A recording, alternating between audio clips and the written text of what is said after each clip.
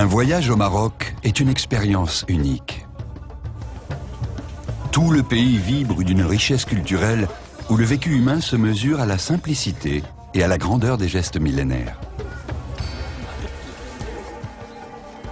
De l'artisan au fond de son échoppe, au somptueux palais, le Maroc exalte l'essence du voyageur qui vit cette aventure comme une initiation. Les gens sont le cœur vibrant de ce royaume enchanteur.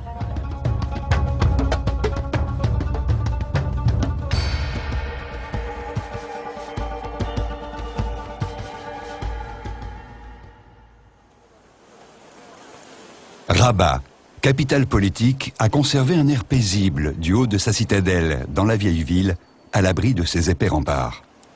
Point de vue imprenable pour regarder le va-et-vient des pêcheurs au rythme des marées. Aujourd'hui, ces paysages tranquilles où chaque petite scène de vie est un régal pour l'œil font presque oublier un passé plus mouvementé. À partir du XVe siècle, la côte fut explorée par les grandes puissances européennes et des pirates qui l'ont hérissée de fortifications. À quelques encablures, séparée par un estuaire, la ville de Salé, grande rivale de Rabat, était un repère de pirates.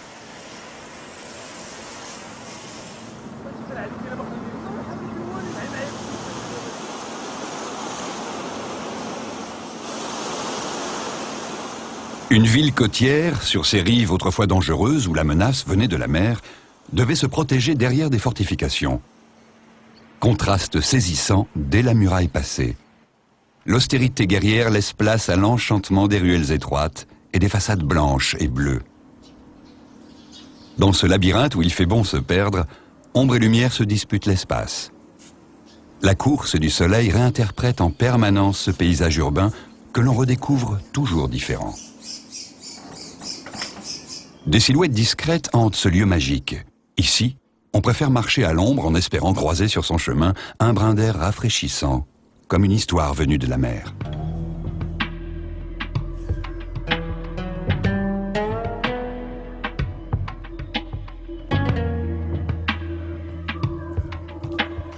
L'art et la guerre font parfois bon ménage, comme sur la porte des Oudayas, construite au XIIe siècle, en pierre de taille d'un ocre rouge.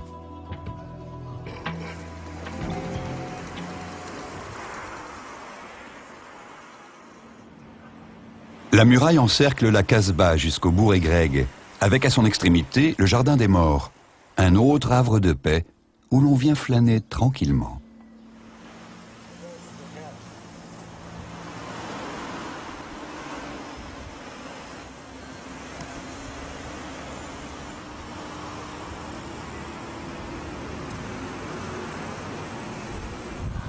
Changement de rythme aux abords du palais royal, où l'on replonge dans la vie animée d'une capitale.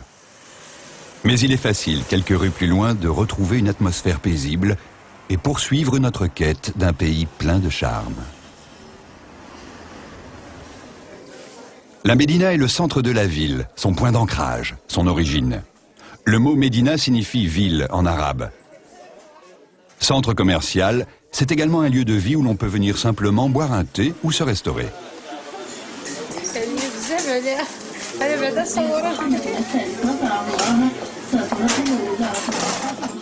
La Médina reste un lieu d'activité essentiel pour le petit commerce et l'artisanat. On trouve beaucoup d'échoppes spécialisées dans les tapis et le cuir.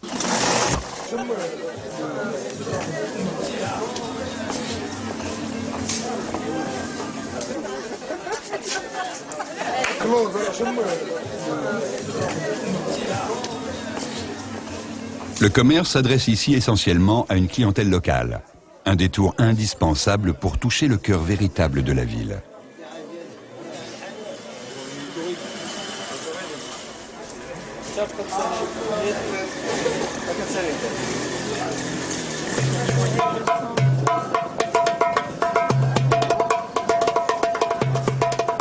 Rabat, ville royale, rend hommage à ses souverains dans une impressionnante et fastueuse nécropole protégée par la cavalerie royale.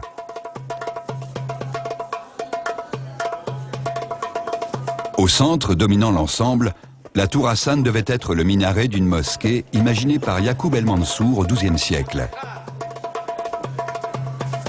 Ce rêve de grandeur fut abandonné à la mort du souverain. Restent aujourd'hui ces alignements géométriques au pied d'une tour inachevée.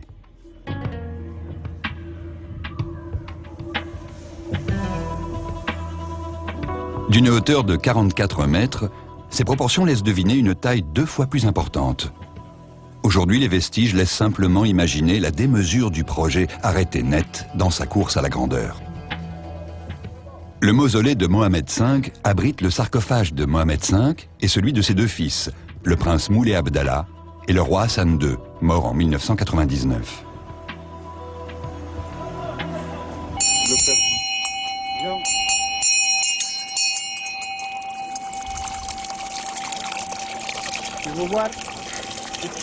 Bismillah.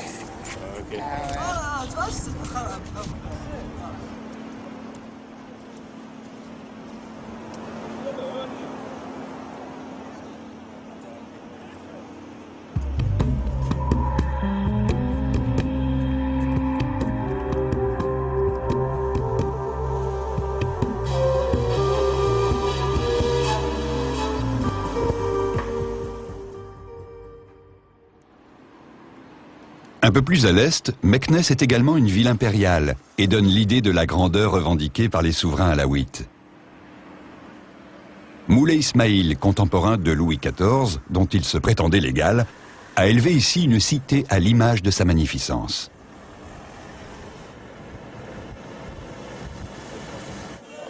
À la nuit tombée, quand la ville s'illumine, on goûte à ce décor enchanté, bercé par les appels à la prière provenant de la grande mosquée.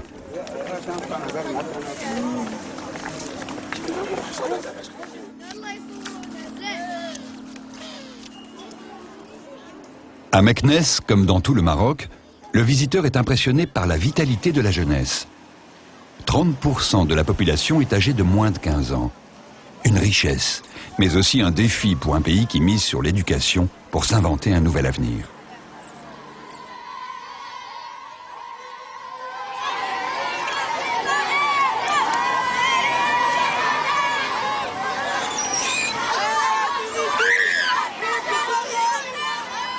Le Maroc demeure un pays où les activités traditionnelles font vivre une partie importante de la population.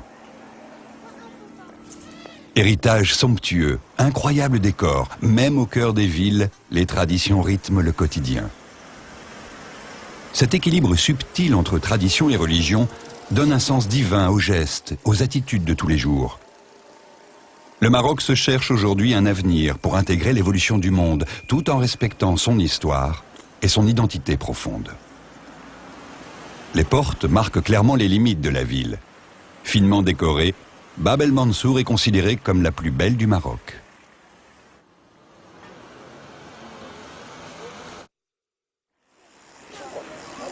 Juste en face, la place El Emid fait la jonction entre la ville impériale et la Médina.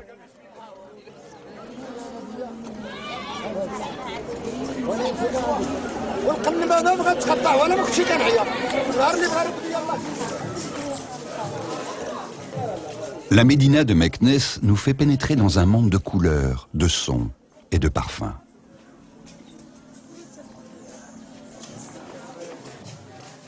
Impossible de ne pas céder aux appels incessants des pâtisseries, dont les étals occupent un espace important, surtout pendant le ramadan. À base de miel, d'amandes et de sésame, cornes de gazelle, shebakia et baklaoua ne devraient pas décevoir les amateurs de douceur sucrée.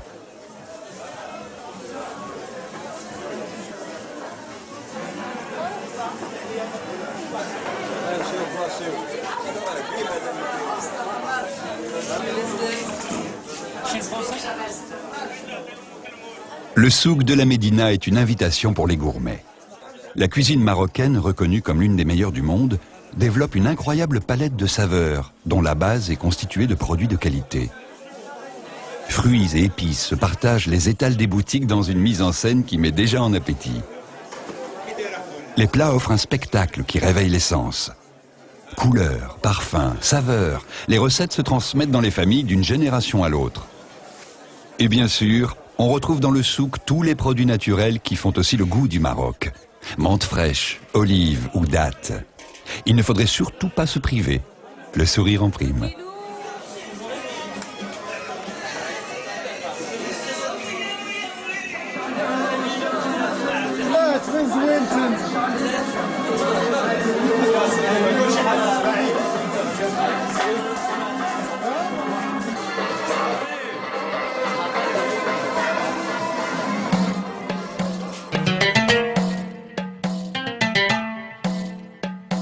La Médina offre également de somptueux décors, comme cet ancien fondouk aux ornementations incroyablement travaillées.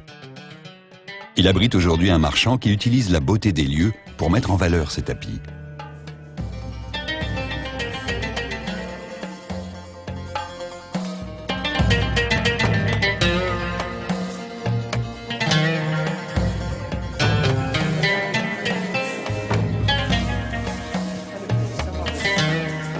La médersa, édifice caractéristique des cités musulmanes, est une école coranique.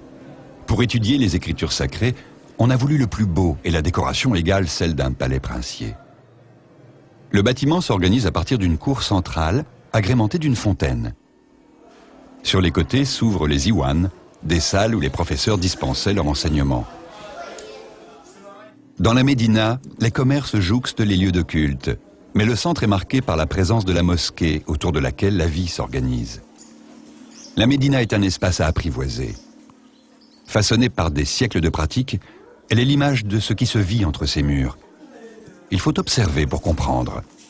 Et aller de rencontre en visite pour que ce monde fascinant dévoile quelques-uns de ses secrets. Autre curiosité, le bassin de l'Agdal est un réservoir creusé par Moulay Ismaïl pour irriguer les jardins du palais et alimenter en eau les bains de son harem.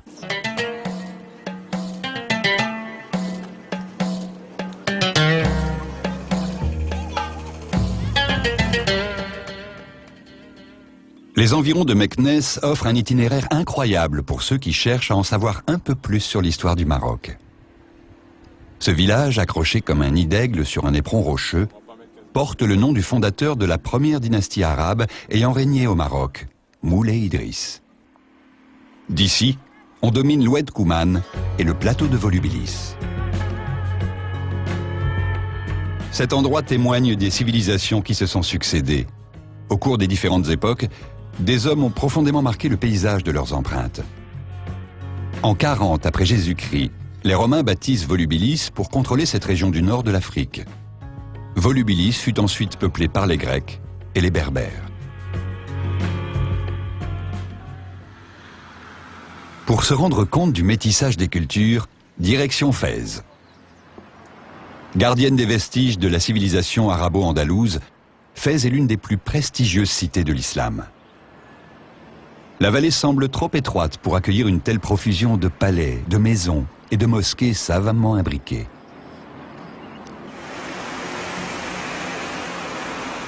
Peuplée d'artisans habiles, de marchands avisés et de fins lettrés, instruite et commerçante, troisième ville du Maroc, Fès revendique la place de capitale culturelle. La Médina nous ouvre ses portes. Flânant longuement, presque au hasard, on découvre les innombrables vestiges classés au patrimoine de l'humanité par l'UNESCO et les minuscules échoppes. Mouvements et couleurs, bruits et cris, le charme joue à plein.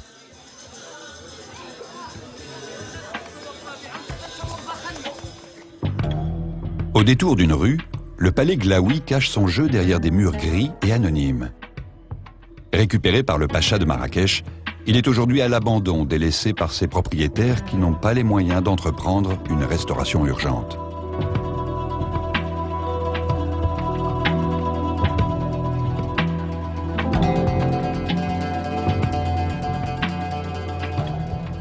Il fut pourtant, du temps de sa splendeur, le plus somptueux de la Médina, avec 17 maisons, 2 grands jardins et une école coranique.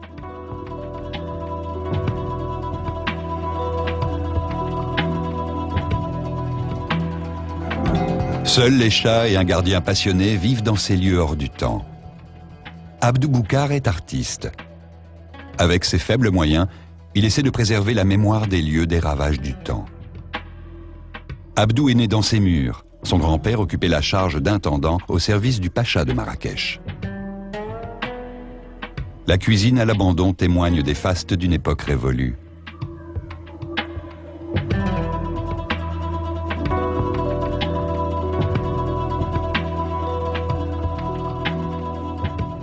Dans une autre aile, le quartier des femmes. Le harem, avec ses boiseries abîmées, demeure un lieu merveilleux.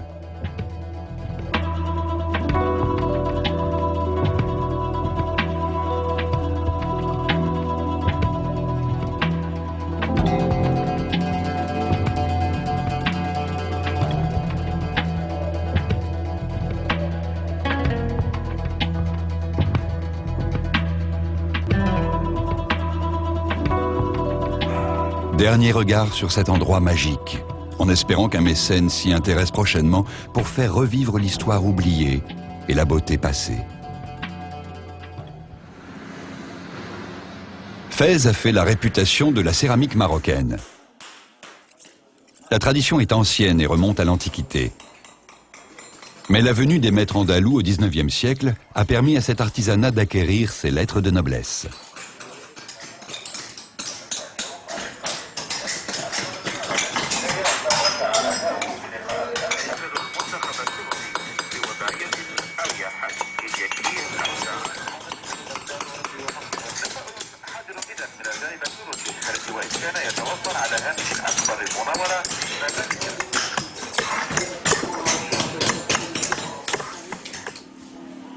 Le travail d'ornementation réclame minutie et précision pour créer des pièces uniques.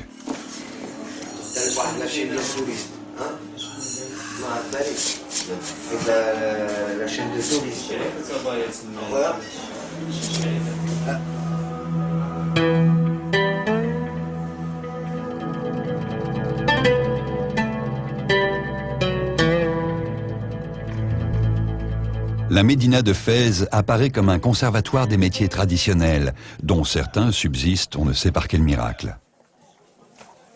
En remontant le chemin pris par les ânes chargés de peaux, on tombe sur le quartier des tanneurs. Généralement, cette activité bruyante, malodorante et polluante s'organise à l'extérieur de la ville. Mais la position de la rivière contraint ici les tanneurs à exercer presque en centre-ville. Le travail pénible se déroule dans une puanteur obsédante. Chacun ici a une fonction bien précise du nettoyage de la peau à la coloration du cuir. Le tannage est l'art de la transformation de la peau d'un animal en une matière noble et stabilisée, le cuir. Les peaux sont baignées dans des bains de chaux pour se débarrasser de tout élément organique. Après 3 semaines de macération, elles sont rincées à grande eau pour être à nouveau travaillées. Les peaux sont ensuite plongées dans une solution tannique composée d'extrait d'écorce, dans des foulons. Ces alignements de cuves ont généralement plusieurs siècles et les méthodes de fabrication ont peu évolué.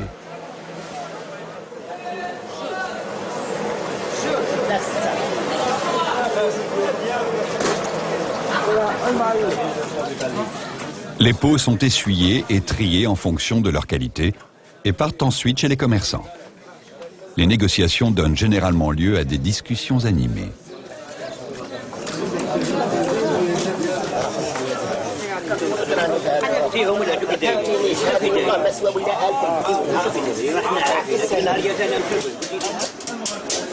Comme toutes les médinas, celle de Fès s'organise en fonction des différents corps de métier.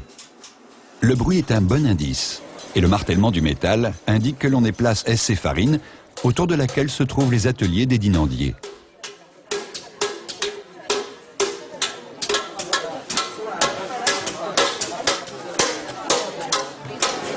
Par l'une de ces 14 portes, on aperçoit la mosquée Karaouiyine, la plus grande de la ville.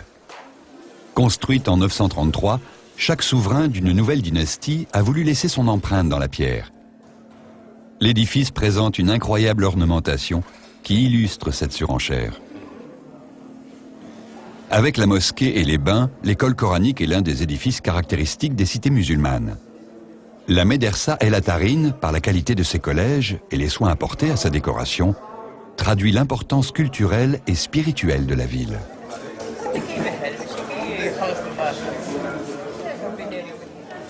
Sur la place de la fontaine Nedjarine, les artisans rivalisent de talent aux portes d'un autre bâtiment superbe.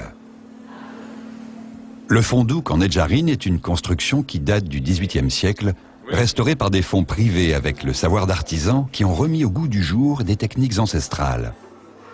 Le fondouk abrite désormais le musée des arts et métiers du bois.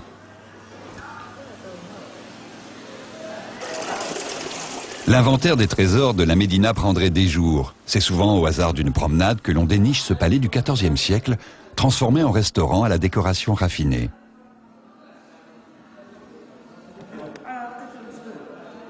Ou encore le palais Mnebi, palais somptueux du XIXe siècle où le général Lyautey vécut lors de son arrivée au Maroc. Le palais est entretenu par des fonds privés et est utilisé à l'occasion de grandes réceptions.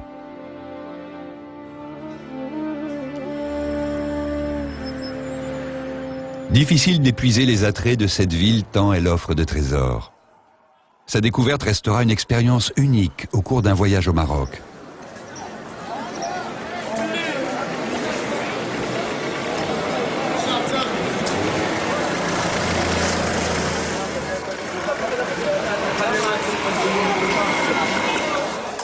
La conservation du patrimoine architectural apparaît comme une tâche immense, l'enjeu étant de préserver aussi le cadre de vie des 150 000 habitants de la Médina, afin de ne pas transformer une culture vivante en ville-musée.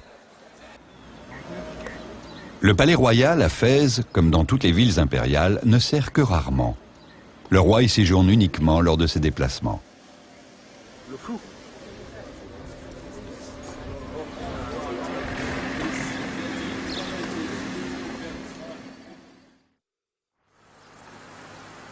Cap au sud. Après la traversée du Moyen Atlas, le décor change radicalement. Les gorges du Todra sont une bonne introduction à l'atmosphère plus mystérieuse du Grand Sud. La Palmeraie de Tinnérir est un paradis de fraîcheur et de verdure, dans un environnement particulièrement aride en été. C'est un milieu fragile qui nécessite les soins incessants apportés par l'homme. Après le Haut Atlas, on retrouve les demeures en pisé, typiques du sud marocain. Ces demeures en terre, dont certaines existent depuis plusieurs centaines d'années, résistent tant bien que mal aux assauts de la pluie et du soleil. La richesse des palmeraies est le dattier. Il produit généralement entre 30 et 100 kg de dattes en fonction de sa taille. Les racines sont immenses et absorbent quotidiennement de 300 à 700 litres d'eau. Ramassées puis triées au pied de l'arbre, les dattes sont plus ou moins charnues et sucrées, selon l'espèce. Certaines sont ensuite directement séchées sur le toit des habitations. La Palmeraie abrite aussi des arbres fruitiers et des petits champs de culture maraîchère, des céréales et du fourrage, qui permettent aux habitants une relative autonomie pour se nourrir.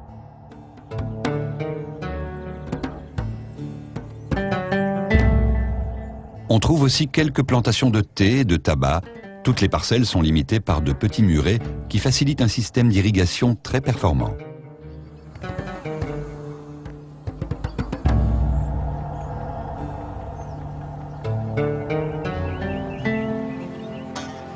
Contrairement à d'autres palmeraies, celle de Tinnérir est relativement saine.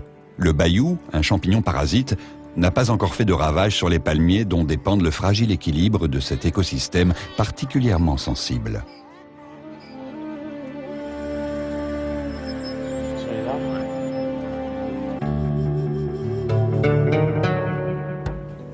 Ibrahim connaît par cœur les chemins qui mènent de la Palmeraie à la vieille ville. Il nous ouvre les portes d'un monde secret et paisible. Cette architecture typique de cette région est faite à partir de pisé, de la terre humidifiée malaxée avec de la paille et du gravier. Les murs, à la base, font plus de 80 cm d'épaisseur et sont élevés sur des fondations en pierre ou en galets. Les artisans travaillent à l'ombre de ces demeures. L'artisanat de la ville est réputé, permettant ainsi à la Palmeraie de prospérer. Le travail est long et fastidieux, mais le résultat est superbe, comme pour ces tapis berbères.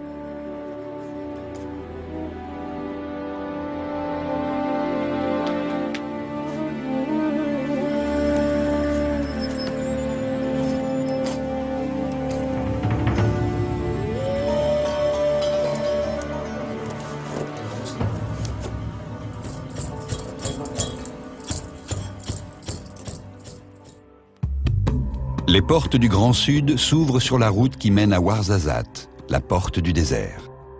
En été, la température dépasse les 40 degrés.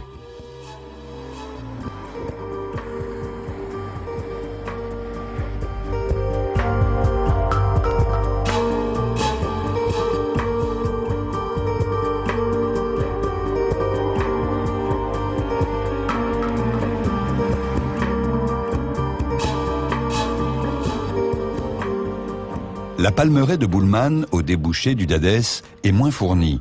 Elle souffre du bayou, le champignon destructeur. Mais la bourgade est au centre du commerce de dattes pour toute la région.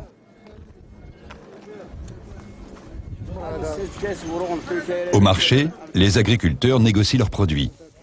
Les dattes sont importantes dans l'alimentation au Maroc. C'est également dans ces villages un signe de bienvenue, au même titre qu'un verre de lait ou une tasse de thé à l'attention du voyageur ou de l'ami.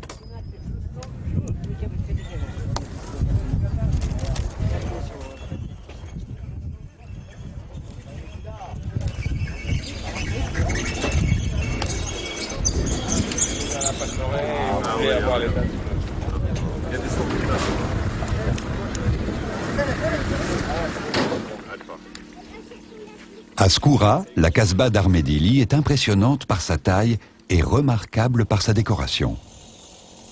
Elle a été bâtie par le maître du Coran du Glaoui et est toujours habitée de temps à autre par son propriétaire.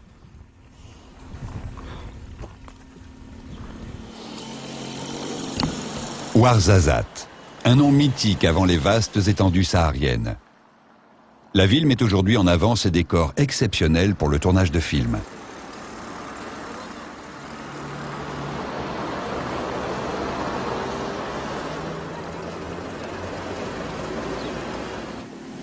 Tifoultout, avec sa Kasbah en pisé ocre pâle, a été mal restaurée. Elle doit sa renommée pour avoir servi de décor pour le film Laurence d'Arabie. À Aïd Benadou, le nouveau village est installé de l'autre côté de l'Oued, que l'on traverse à sec pour se rendre vers le Ksar, où demeurent encore quelques familles. Le Ksar de Aïd Benadou est le plus impressionnant du Maroc, avec des habitations serrées à l'abri d'un rempart aveugle. Là-haut, dans l'Atlas, les orages éclatent et en l'espace de quelques instants, l'Oued encore sec, quelques minutes auparavant, se met à gonfler de manière impressionnante.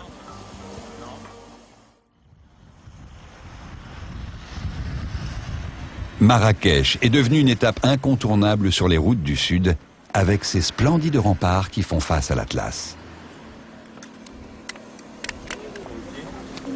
La Ménara est une oasis recherchée. Ce bassin monumental a été créé au XIIe siècle pour irriguer les nombreux jardins des palais. Bordé d'une immense oliveraie de 90 hectares, c'est un parc recherché pour son calme et sa fraîcheur. Les remparts de l'Agdal et la Ménara ont d'ailleurs été intégrés au domaine royal qui en assure l'entretien. Le célèbre minaret de la Koutoubia est considéré comme un pur joyau de l'architecture hispano-mauresque. Depuis 8 siècles, il est le symbole de la ville. Chaque face offre un décor différent, s'étirant le long des 70 mètres de l'édifice dominant la ville.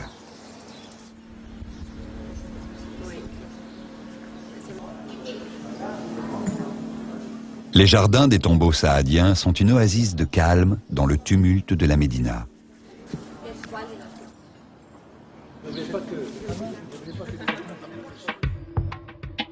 Découverts et restaurés en 1917, ils étaient protégés des regards d'une épaisse muraille. C'est là que reposent les sultans et leurs familles, et notamment le fameux Ahmed Mansour. Le tour des remparts de Marrakech fait 19 km de long. Une enceinte élargie lors des agrandissements successifs de la Médina est régulièrement restaurée depuis sa construction en 1130. La Médina de Marrakech est complexe, témoin de plus de 1000 ans d'histoire, où chaque dynastie, depuis les Almoravides, a laissé sa marque. Et on se laisse porter comme dans un rêve, où une beauté succède à une autre.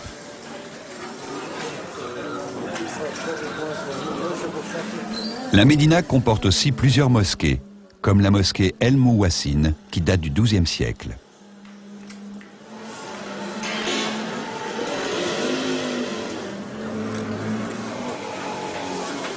La Médina est savamment découpée, même si rien ne l'indique, comme le souk des teinturiers, où les tissus sèchent au-dessus des étals. Les artisans travaillent sur place, une activité florissante grâce à l'expansion du tourisme. Le travail des couleurs sur les étoffes est harassant, surtout en période de forte chaleur. Chaque jour, on se consacre à une teinte différente, faite à partir de pigments naturels.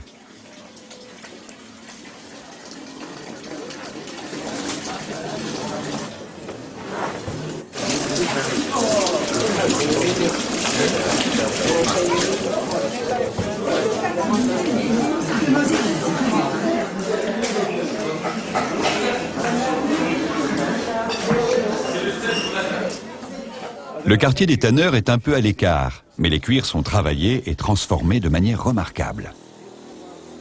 Au milieu des échoppes de babouches, des silhouettes se glissent pour se rendre par des portes discrètes aux différentes mosquées de la Médina.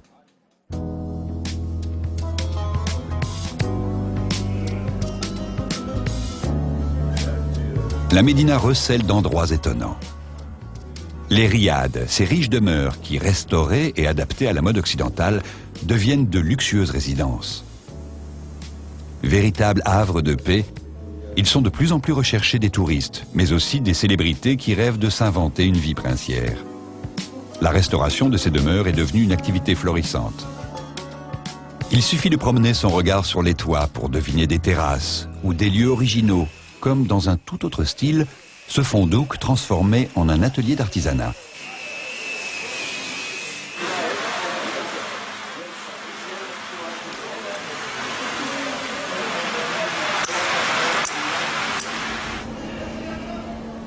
Les riads donnent lieu à des aménagements luxueux, comme le sultanat, transformé en hôtel 5 étoiles.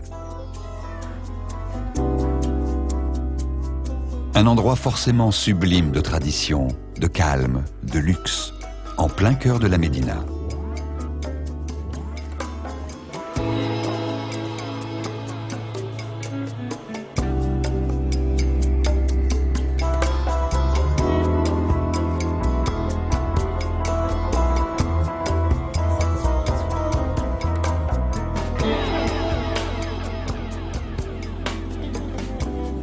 Sur la terrasse, très vite, les bruits de la rue rappellent que nous sommes dans la Médina, avec ses échoppes bruyantes et animées.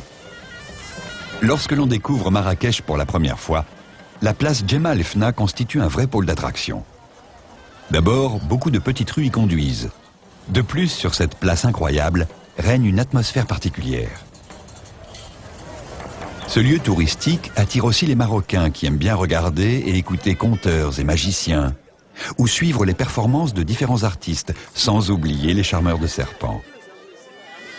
Chacun ici appartient à une confrérie qui fait de la place, malgré des airs de joyeuse pagaille, un lieu organisé en fonction de règles à respecter.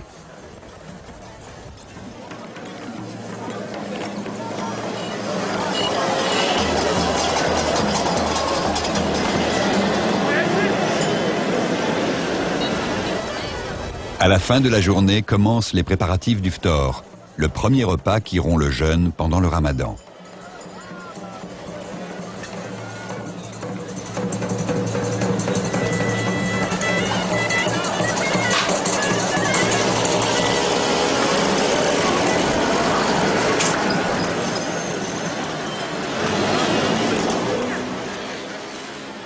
Le chant du muezzin vient à peine de retentir au coucher du soleil. Les restaurants en plein air sont pris d'assaut. Les musulmans viennent prendre leur premier repas. En général, ce déjeuner débute avec la harira, une riche soupe à base de lentilles et de pois chiches, accompagnée de begrir, des crêpes en nid d'abeille servies avec du beurre fondu et du miel. Et nul besoin de grands fourneaux pour profiter de savoureux tagines.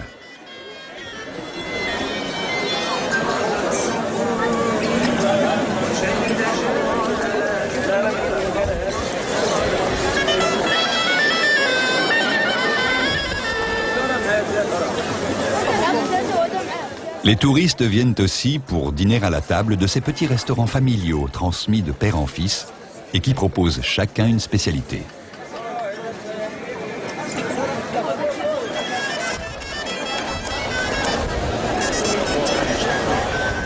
Bien entendu, le thé à la menthe est un incontournable, pendant ou à la fin du repas.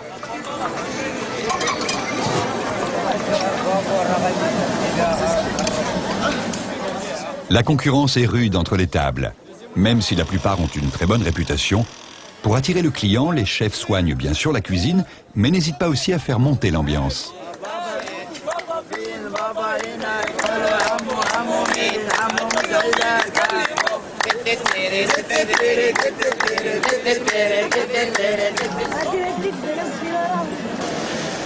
L'animation de la place ne s'estompera que tard dans la nuit.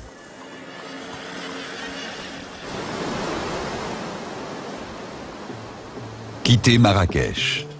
Direction la mer, à travers les plaines arides et les forêts de Tuya et d'Arganier, jusqu'à Essaouira. Contrainte de se protéger des pirates de tous bords, Essaouira, l'ancienne Mogador, est une véritable citadelle posée sur les rochers. La ville citadelle a été façonnée par les Portugais, puis par les dynasties alaouites. La scala du port est impressionnante, avec une batterie de canons fabriqués en Espagne. La ville est parsemée de pièces d'artillerie, témoins de son histoire tumultueuse. Mais aujourd'hui, la ville évolue à un tout autre rythme, le long des remparts où les familles prennent tranquillement le soleil, en surveillant du coin de l'œil les devoirs des enfants.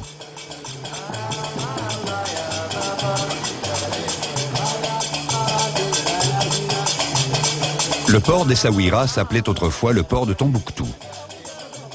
Bâti au XVIIIe siècle par le sultan Sidi Mohamed Ben Abdallah, il reste aujourd'hui un des grands ports de la côte atlantique. Sur les quais, les écailleurs se disputent les faveurs des clients. Les mouettes et les goélands se régalent.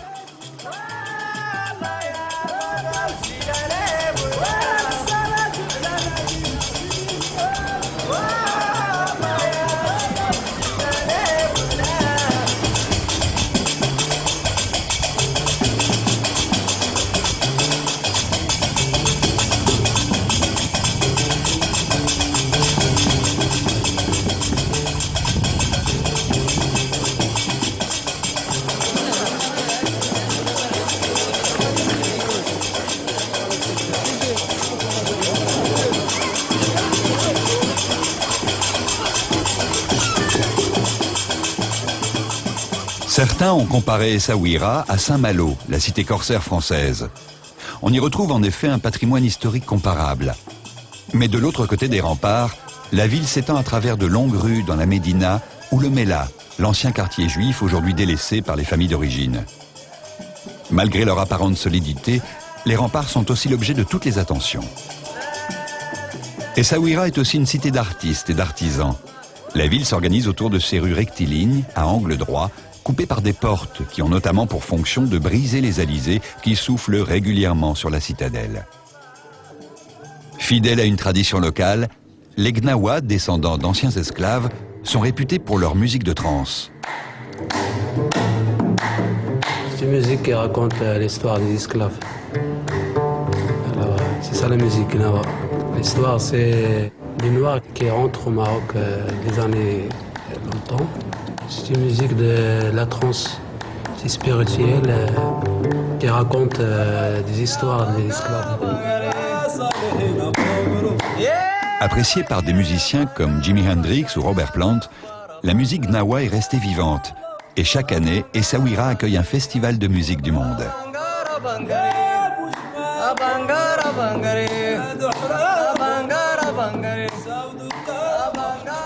Le travail du bois, la marqueterie, l'incrustation sont réputés.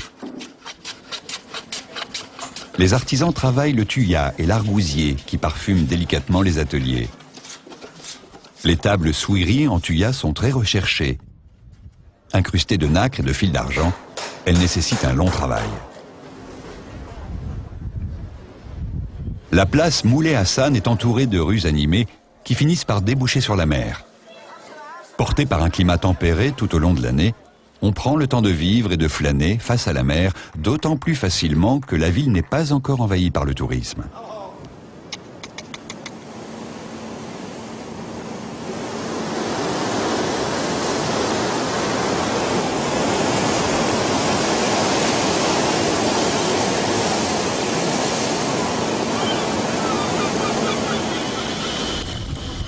De l'autre côté du port, le chantier naval fabrique toujours des boutres et des chalutiers en bois.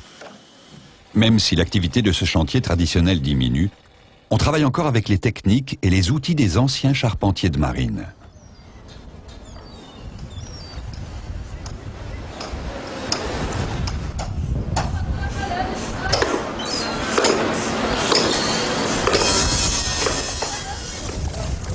Pendant de nombreuses années, le port d'Essaouira a été le premier port sardinier du monde.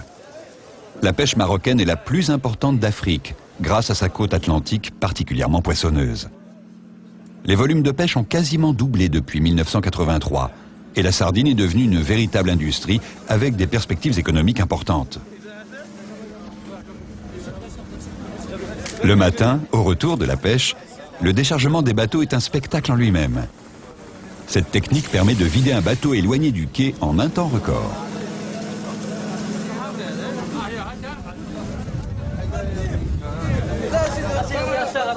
La pêche va partir ensuite chez les grossistes et dans les conserveries pour être mise en boîte.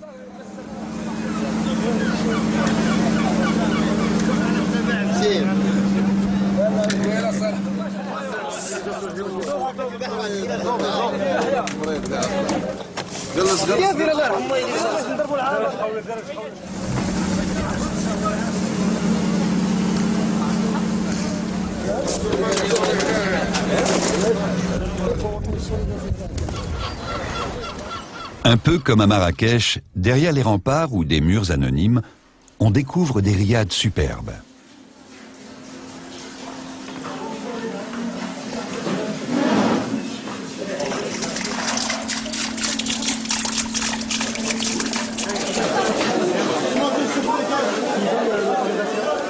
Plus bas, dans la ville, le poisson est toujours présent.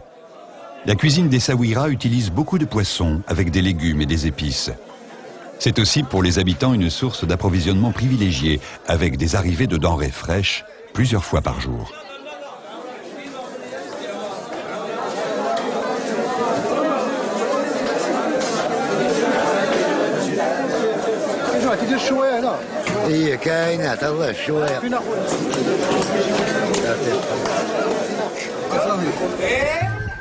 Autour des plages, les brises régulières et les vagues attirent depuis plusieurs années les fondus de kite et de windsurf.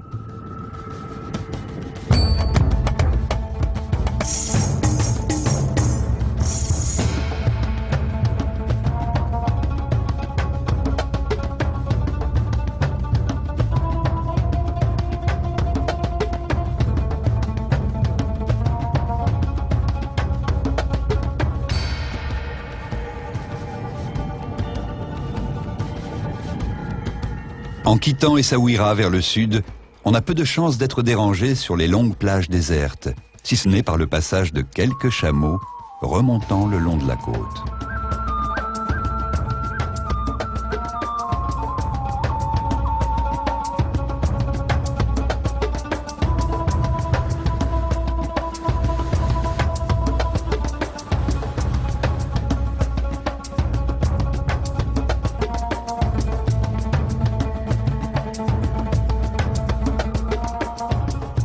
À Imsouane, les falaises ont pris le relais des plages, mais la mer offre des vagues magnifiques pour les rares surfeurs qui connaissent cette droite interminable.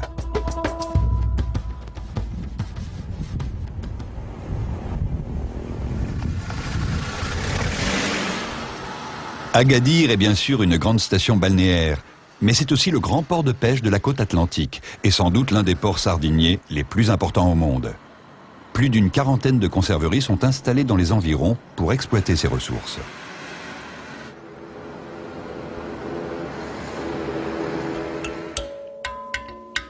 En quittant Agadir vers le sud, au fond de Petit Oued se nichent des bananeraies, des oasis de fraîcheur dans une zone plutôt désertique.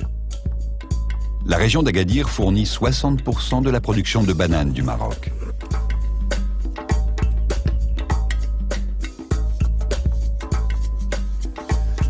L'huile et la pâte d'argan réalisées à partir des amandes de l'arganier sont également une spécialité de la région. On en fait une pâte et une huile très recherchée pour son goût, mais aussi pour ses différentes vertus. Elle limiterait notamment le risque d'hypertension artérielle. On l'utilise aussi en cosmétique et en pharmacologie.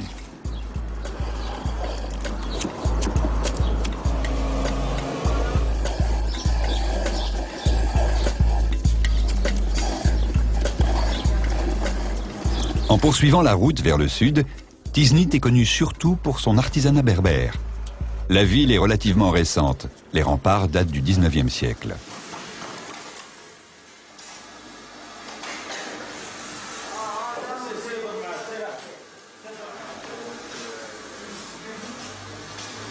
C'est un travail méticuleux, avec des fils de métal torsadés, aplatis et enroulés en de fins motifs ajourés.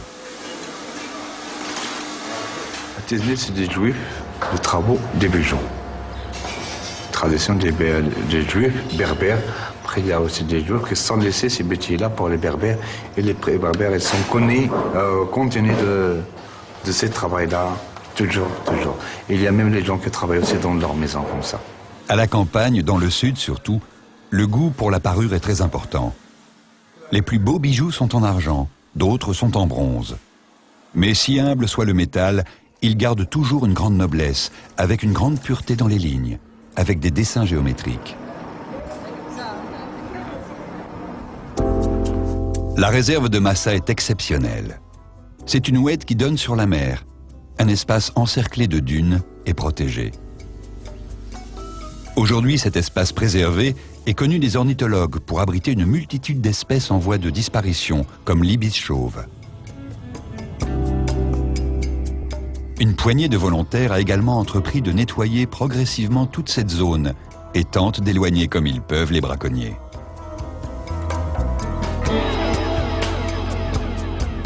L'oued Massa n'est qu'une partie d'un parc de 13 hectares où les colonies de spatules blanches se disputent le territoire avec les flamants roses.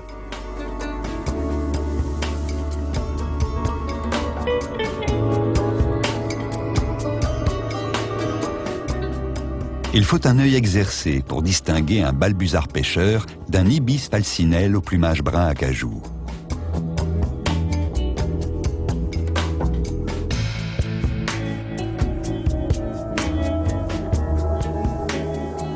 Les grues cendrées sont déjà arrivées en nombre d'Europe pour passer un hiver douillet.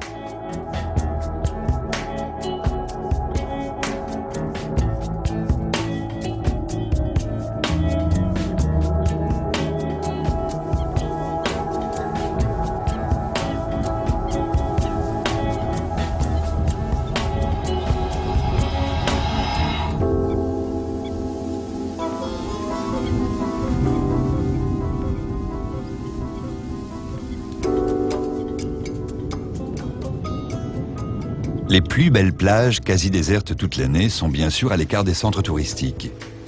Ici, à Sidi Irbat, c'est le domaine des troglodytes, avec les pêcheurs qui, en hiver, lorsque la houle est puissante, n'hésitent pas à laisser le poisson tranquille pour surfer.